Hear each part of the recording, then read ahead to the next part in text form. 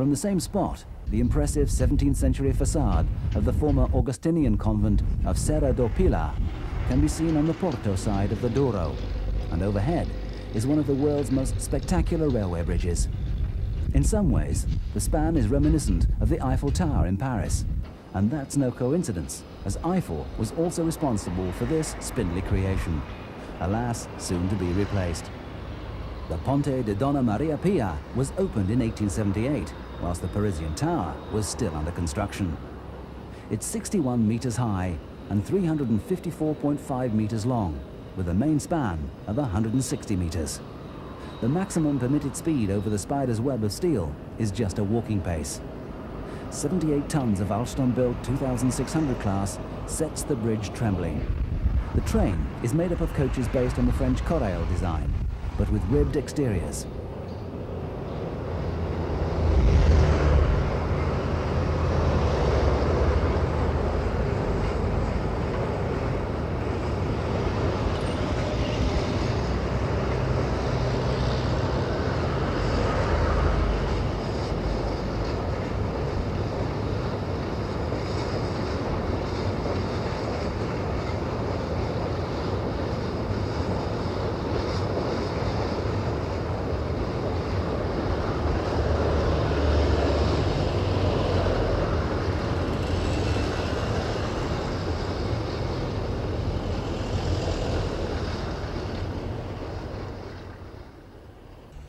Two kilometers downstream, another iron bridge soars across the Douro.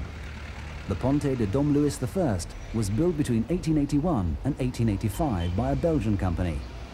Anchored in the lee of the bridge are the port wine boats, which once brought the fruit of the vine down the Douro. This tradition ended when the river was dammed for flood control and power production in the 1960s. The great port wine houses are run mostly by the descendants of the same expatriate British families who started trading here 3 centuries ago, when the tiresome French temporarily blockaded more traditional supplies at Bordeaux.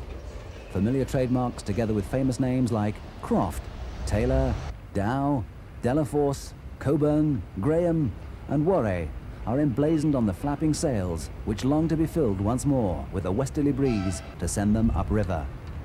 These Rabello boats still race once a year on the river, and the porthouse barons still talk about the time when the French were disqualified for using a nylon sail.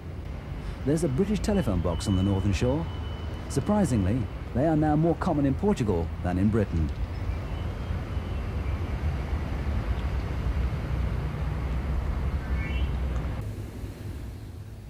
South of Porto, the main line to Lisbon skirts the edge of the Atlantic Ocean, the waters of which form a laundry for the local populace. Even pedestrian-only crossings have man-powered gates. Seconds after closure, a southbound motor rail service thunders through. At the moment, top speeds are confined to 140 kilometers per hour, but experts from British Rail are currently studying how this could be raised to 160 kilometers per hour.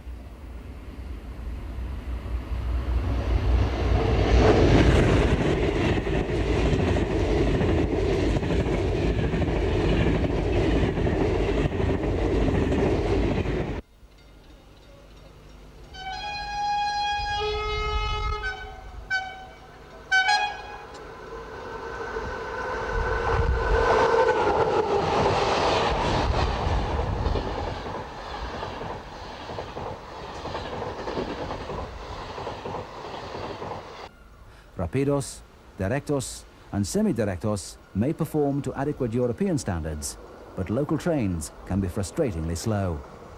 This electric railcar set was backed from the down line onto the up line, where it waited a full 15 minutes for a rapido to pass.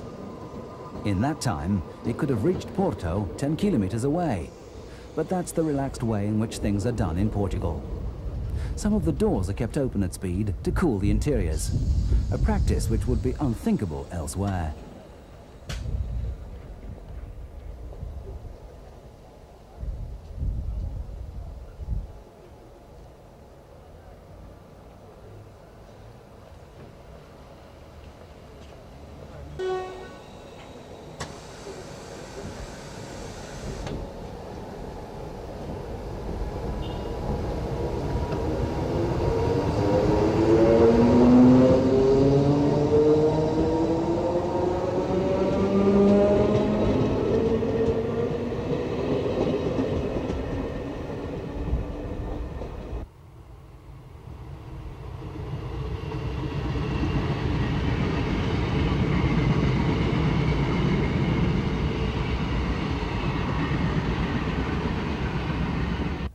A respectful distance is maintained between the surf-battered shore and the railway, which makes it difficult to include both in the same shot.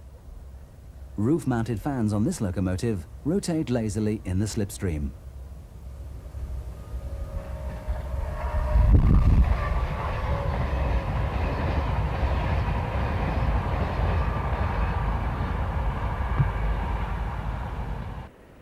A southbound train of powder hoppers drifts by behind another Alstom locomotive. There are 21 of these machines on Portuguese rails.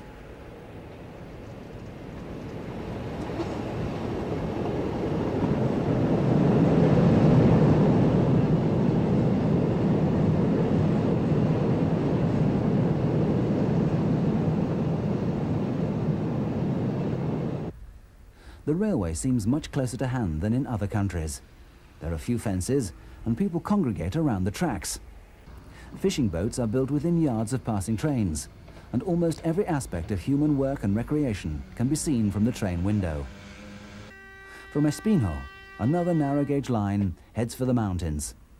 Services are provided by an Alan railcar, built in the mid-50s.